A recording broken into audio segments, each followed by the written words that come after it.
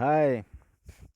देखो, बात करेंगे कंप्यूटर की कि कंप्यूटर एक्चुअल में है क्या, और ये कैसे काम करता है, इसकी विशेषताएं क्या है, इसका निर्माण जो हुआ कैसे कैसे चरणों में हुआ, कौन सी सदियों में हुआ, और किस किस ने इसका आविष्कार आविष्कार किया है, एक्चुअल में कैसे कैसे स्टेप बाय स्टेप लोगों ने इसका आविष्कार किया है।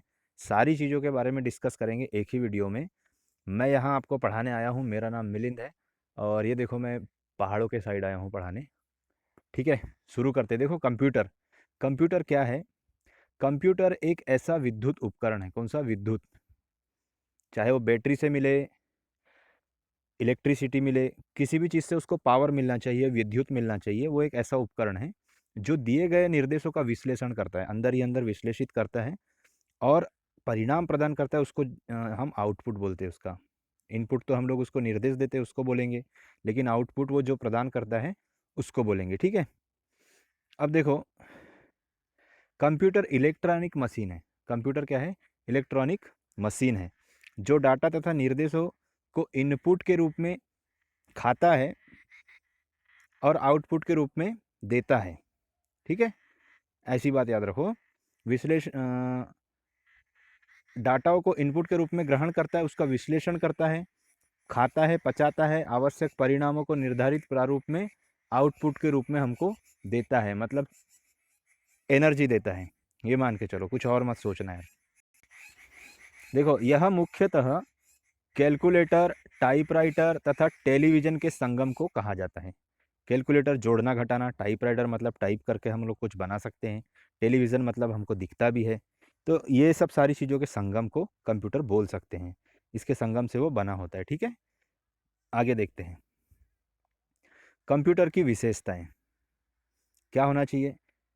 यह स्पीड के मामले में मनुष्य के मुकाबले कई गुना तेज है। ठीक है, स्पीड, तेजी, यह मनुष्य के मुकाबले कई गुना तेजी से निर्देशों को क्रियाशील कर सकता है।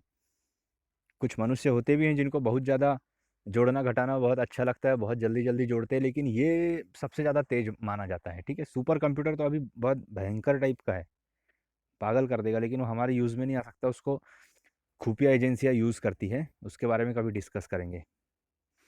पहली शुद्धता, सॉरी, पहली विशेषता देख लिए स्पीड के मामले में। एक्यूरेसी, शुद्धता। इसके द्वारा प्राप्त परिणाम एकदम सुंदर होते हैं, शुद्ध होते हैं, यदि इनमें निर्देश ठीक प्रकार से दिया गया हो। अगर आदमी चालाक है या आदमी ही बेवकूफ़ी कर रहा है तो कंप्यूटर बोलता है मेरा कोई काम नहीं है, फिर मैं तो वही निर्देश दूंगा जो मुझे निर्देशित किया गया है। मुझे निर्देश देने के लिए जो बोला है मैं उसी टाइप का निर्देश दूंगा। मल्टीपर्पज़ यूज़ के लिए इसका उपयोग होता है। मल्टीपर्पज़ उद्देश्य मतलब बहुत प्रकार के उद्देश्य इससे हम पूरे कर सकते हैं, वो भी शुद्ध रूप से। कौन से क्षेत्र? जैसे चिकित्सा के क्षेत्र में कर सकते हैं, जल्दी ऑपरेशन होता है, सटीक जानकारी मिलती है। व्यापार के क्षेत्र में होता है, एजुकेशन के क्षेत्र में होता है, बहुत सारे मूवी वगैरह बनाने में भी होता है। सब चीज़ तो आप जानते हैं। आगे देखो, हाई स्टोरेज कैपेबिलिटी, स्टोरेज क्षमता। यह अपने पास बहुत बड़ी मात्राओं में सूचनाओं को संकलित कर सकता है। ज़रूरत पड़ने पर यह कंप्यूटर उक्त सूचनाओं को बड़ी आसानी से दे भी सकता है। हम उसको सूचनाओं को इकट्ठा करते हैं और प्राप्त भी कर सकते हैं। अमेरिका, चाइना, इनके पास में बड़े बड़े मकान और इतने बड़े स्टोरेज क्षमता वाले होते हैं। सबसे पहले जो सूचना हम मोबाइल में देते हैं वो वहाँ जाती है, वहाँ से हमारे पास में रिटर्न आती है। तो सोचो कितनी बड़ी स्टोरेज क्षमता होगी। गूगल कितना बड़ा प्रोडक्ट है। ये बात है, वो कंप्यूटर का ही कमाल है। एक पिक्चर आई थी रोबोट, रजनीकांत साहब की। तो रोबोट जो बना था उसमें थी संवेदना। संवेदना मतलब भावना, यानी सोचने समझने की शक्ति। यानी एक प्रकार से किसी को एक चट से झापड़ मार दी तो रो रहा है, वो भावनाएं कहलाएगी। किसी को प्यार हो गया किसी से, वो भावनाएं कहलाएगी। यानी फील करने की ताकत कंप्यूटर में नहीं होती है। अगर हम दे तो एक स्टेज, एक हद तक दे सकते हैं। जितना आदमी सोचेगा कि इसको इतनी फील देना है उतना ही दे सकते हैं, उससे ज़्यादा नहीं दे सकते। तो कंप्यूटर क्या होता है भैया? भावनाओं से रहित होता है, मतलब उसमें संवेदनाएं नहीं होती। तो ये संवेदना नहीं होने का फ़ायदा ये होता है कि वो उसी अनुसार कार्य करता है जो उसको कार्य देते हैं। वो ये नहीं देखता कि ये मेरा भाई बैठा है इस पे या आगे मेरा दुश्मन बैठा है। भेदभाव नहीं करता और सटीक परिणाम देता है। ये इसकी अच्छी विशेषता है। ये फिर अगर नक्सलाइट के हाथ में लग गया, टेररिस्ट के हाथ में लग गया, आतंकवादियों के हाथ में लग गया, तो फिर वो बात अलग है। वो इसका ऐसा यूज़ करेंगे कि वो पागल कर देंगे, है ना।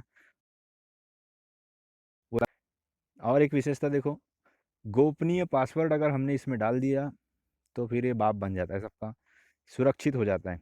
यानी सुरक्षा की गारंटी वारंटी दोनों है। अगर कोई हैकर है बहुत भयानक वाला, वो तोड़ सकता है, तो वो आगे का मैटर है। लेकिन अगर कोई ना तोड़े तो नॉर्मल तरीके से तो सुरक्षित माना जा सकता है, ठीक है। स्वचालित, स्वचालित 2 बार लिखा, एक एक को मर गया मान लो, ठीक है, एक जिंदा मानो। स्वचालित होने से मानवीय हस्तक्षेप होने की संभावना बहुत कम रहती है। खुद से काम करता है मतलब अंदर ही अंदर उसकी मशीनें होती, जो निर्देश दोगे वही प्राप्त होगा। तो मानव का हस्तक्षेप अंदर हाथ डाल के कुछ कर नहीं सकता बिना खोले ओले, उतने में तो कोई भी देख लेगा। तो ये पारदर्शिता बनी रहती, चाहे किसी भी प्रकार का कंपटीशन हो, जो भी डाटा ये करना हो, मतलब कैलकुलेट करना हो, तो उसमें पारदर्शिता पूरी पूरी बनी रहती, कंप्यूटर भेदभाव नहीं कर सकता। सक्षमता, कंप्यूटर किसी भी कार्य को बिना रुके 1 लाख कई बार कर सकता है, पागल कर देगा वो। तुम सोच सोच के पागल हो जाओगे, इतनी बार कर सकता है। शाम ढल रही है। कंप्यूटर के विकास की गाथा को देखते हैं, थोड़ा सा देख लेते हैं। कंप्यूटर यानी संगणक हिंदी में बोलते हैं। बहुत काम आने वाला ये वीडियो, छोटी एग्जाम में काम आएगा। देखो संगणक, इसको हिंदी में संगणक बोलते हैं, इंग्लिश में कंप्यूटर बोलते हैं। हालांकि कंप्यूटर के एक एक चीज़ का मतलब भी होता है, उसको बाद में देखेंगे। स्क्रॉल कर रहा हूँ तो लिखावट आ रही है, छोड़ो।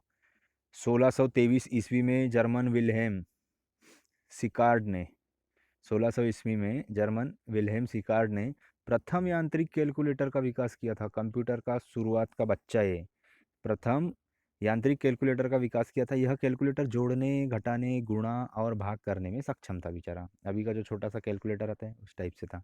लेकिन शुरुआत थी, ये बात थी बेटा 1623 ईस्वी की, बहुत पहले की थी। तब ऐसा सोचना भी, अभी तक तो हमारे गांव के बच्चे ऊपर हवाई जहाज जाता है तो उसको देखते, तो ये इस टाइप का देखेंगे तो कितने आश्चर्यचकित हो जाएंगे। ये सोचो आप, हम भी देख लेते कभी कभी, बचपना गया थोड़ी है। 1642 ईस्वी में, इसलिए लिखा हूँ, इसको भी मर गया मानो। 1642 ईस्वी में फ्रांसीसी गणितज्ञ ब्लेज पास्कल, ये बंदे का नाम याद रखना, ब्लेज पास्कल ने जोड़ने घटाने वाली मशीन का आविष्कार किया था। किसने 1682 में जोड़ने घटाने वाली मशीन का आविष्कार किया? तो ब्लेज पास्कल। पास कर दे ऐसा बोल दो, याद आ जाएगा, ब्लेज पास्कल है ना। आगे देखो 1801, 1801 ईस्वी में फ्रांसीसी वैज्ञानिक जोसेफ मेरी जैकार्ड ने लूम, लूम मतलब होता है करंघा, कपड़ा गूंथने का, के लिए नई यांत्रिक प्रणाली का प्रदर्शन किया। यानी लूम के लिए उसने एक नई यांत्रिक प्रणाली बनाया। वो यांत्रिक प्रणाली क्या करती थी?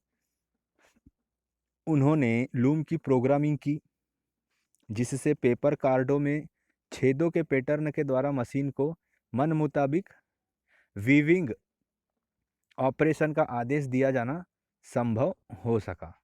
अब आपको पता है कि कपड़ा जो बनता है उसमें अलग अलग प्रकार से धागे गूंथे होते हैं।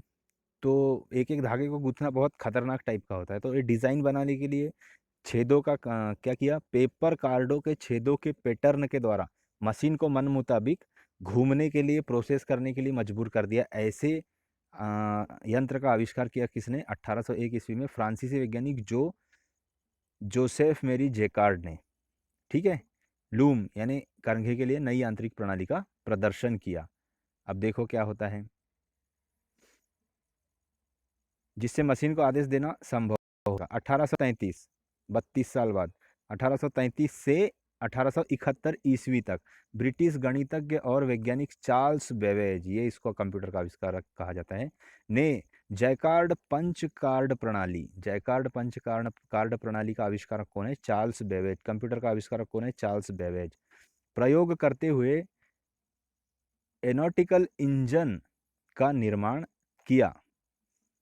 क्या किया इसने? 1833 से 1871 ईस्वी तक क्या किया? ब्रिटेन के थे गणितज्ञ चार्ल्स बेबेज ने क्या किया? जैकार्ड पंच कार्ड प्रणाली का प्रयोग करते हुए एनाटिकल इंजन का निर्माण किया। इसे वर्तमान कंप्यूटर का बीज माना जाता है, अग्रदूत माना जाता है। बेबेज की सोच अपने टाइम की सोच से बहुत आगे की थी, इसलिए लोग उसको चूतिया समझते थे, ठीक है। उनके आविष्कार का अधिक महत्व नहीं दिया गया उस टाइम। मेरे को पता है गैलीलियो के भी साथ में यही हुआ था। जब गैलीलियो ने बोला था कि नहीं बेटा धरती घूमती है, सूर्य चुप रहता है, तो चूतिया लोगों ने उसको, राजा ने भी उसको बोला था कि तूने झूठ बोला है, तू मान कि धरती स्थिर रहती है और सूर्य घूमता है। नहीं तो तू ये जहर का प्याला पी। उसने भरी सभा में माफ़ी मांगा, लेकिन धीरे से बड़बड़ा के गया था कि आखिर घूमती तो धरती है। ये बात है। तो चार्ल्स बेबेज के साथ में भी वैसा ही हुआ, उसके आविष्कार को किसी ने महत्व नहीं दिया उस टाइम। 1889 में अमेरिकी इंजीनियर हरमन हालेरिथ ने electromechanical punch card tabulating system को पेटेंट कराया। इसके समझ में आ गई कि यहाँ पैसा बहुत है। पेटेंट करा दिया, पेटेंट करा दिया मतलब अब कोई चुरा नहीं सकता, इसको पैसा देना पड़ेगा अगर यूज़ करेगा तो, जिससे सांख्यिकीय आंकड़ों की भारी मात्रा पर कार्य करना संभव हो सका। इस मशीन का प्रयोग अमेरिकी जनगणना में किया गया था। रोक करके भड़ाक से स्क्रीनशॉट ले लेना और इसको पढ़ लेना, शाम हो रही है।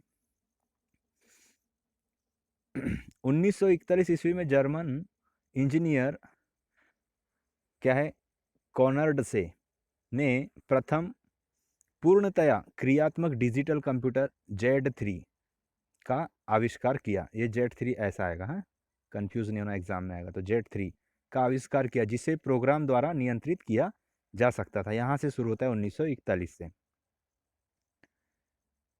Z3 इलेक्ट्रॉनिक कंप्यूटर नहीं था, यह विद्युतीय स्विच ऑफ पर आधारित था। बंद करो तो चालू, नहीं करो तो बंद, ऐसा इस टाइप से, जिसे रिले कहा जाता था। रिले एक प्रकार की ग्रिल टाइप की, बंद करो चालू, फिर बटन दबाओ फिर बंद, इस टाइप का था। 1942 ईस्वी में क्या हुआ देखो, आईओवा स्टेट कॉलेज के भौतिकविद, भौतिकी के ज्ञान ज्ञाता जॉन विंसेंट अटानासॉप और उनके सहयोगी क्लिफेर्ड बेरी ने प्रथम पूर्णतया इलेक्ट्रॉनिक कंप्यूटर के कार्यात्मक मॉडल का निर्माण किया। ठीक है, इसको भी तुम लोग स्क्रीनशॉट लेके याद रख लेना। 1942 की बात है। कौन भौतिकविद, कौन है, जॉन विंसेंट अटानासॉप और उनके सहयोगी क्लिफेर्ड बेरी ने प्रथम पूर्णतः इलेक्ट्रॉनिक कंप्यूटर के कार्यात्मक मॉडल का निर्माण किया। इनके नाम इतने भयंकर रहते हैं कि हमारे यहाँ कोई अगर ऐसा नाम रख देगा तो उसको समाज से निकाल देंगे। ठीक है। जिसमें वैक्यूम ट्यूब, जिसमें वैक्यूम ट्यूबों का प्रयोग किया गया था। ये प्लस मारो। इसमें रिले की अपेक्षा तेजी से काम किया जा सकता था। रिले जो बटन वाला था उससे ज़्यादा इसमें काम किया जा सकता था। वैक्यूम ट्यूब, वैक्यूम ट्यूब मतलब एक प्रेशर ट्यूब, खींचने वाला, हवा के माध्यम से खींचने वाला वैक्यूम ट्यूब। ठीक है। 1944 ईस्वी में आईबीएम और हार्वर्ड यूनिवर्सिटी के प्रोफेसर हार्वर्ड आइकेन ने प्रथम large large large scale automatic digital computer mark 1 का निर्माण किया। ठीक है, ये देखो, यह रिले आधारित मशीन 55 फीट लंबी व 8 फीट ऊंची थी। इसको भी स्क्रीनशॉट मारो, कितने फीट लंबी थी और कितने फीट ऊंची थी, ये भी इंपॉर्टेंट है। ठीक है,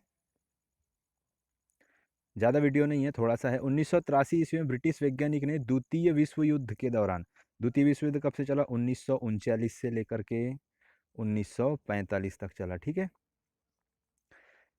1943 ईस्वी ब्रिटिश वैज्ञानिक ने द्वितीय विश्व युद्ध के दौरान जर्मन कोडों को तोड़ने के लिए इलेक्ट्रॉनिक कंप्यूटर कोलोसस का निर्माण किया था। ब्रिटेन वाले ने किया था जर्मनी के कंप्यूटर और कोडों को तोड़ने के लिए, यानी हैक करने के लिए। मान के चलो कि जर्मन और ये तो दोनों दुश्मन थे ही, इन्हीं के बीच में विश्व युद्ध हुआ था। इनके ग्रुप में बहुत सारे लोग थे, जर्मनी के लोग, जर्मनी के ग्रुप में भी बहुत सारे लोग थे। 1946 ईस्वी में अमेरिकी सेना के लिए पेंसिल्वेनिया विश्वविद्यालय के भौतिक शास्त्र के विज्ञान माऊ चली ने इंजीनियर जे फ्रेस पर ई कोर्ट ने electronic numerical integrated hand computer any one, ये यहाँ से लेकर के यहाँ तक ये नाम है, ये कोष्टक में मैंने ये ENIAC बनाया, ठीक है, का निर्माण किया। ये इसका वो बड़ा रूप है। इसका आकार कमरे के आकार वाले 30 टन कंप्यूटर के लगभग 18,000 वैक्यूम ट्यूब लगे थे। इसका आकार बहुत बड़ा था, 30 टन का था और 18,000 वैक्यूम ट्यूब लगे थे। ठीक है, एनी एक की प्रोग्रामिंग अलग अलग कार्य करने के लिए सक्षम थी। ठीक है, ये बात थी। अब देखो 1951 में क्या हुआ, 1951 में क्या हुआ, 1951 में हुआ कि इकेरट और मऊचली ने प्रथम कॉमर्शियल कंप्यूटर यूनिवेक का निर्माण किया, ठीक है, संयुक्त राज्य अमेरिका में। 1969 में देखो, 1969 से 1971 ईस्वी तक क्या हुआ, बेल लेबोरेटरी में यूनिक्स ऑपरेटिंग सिस्टम का विकास किया गया। 1971 ईस्वी के बाद का हम अगले वीडियो में पढ़ेंगे, ठीक है। थैंक यू, अभी के लिए शाम हो रही भाई।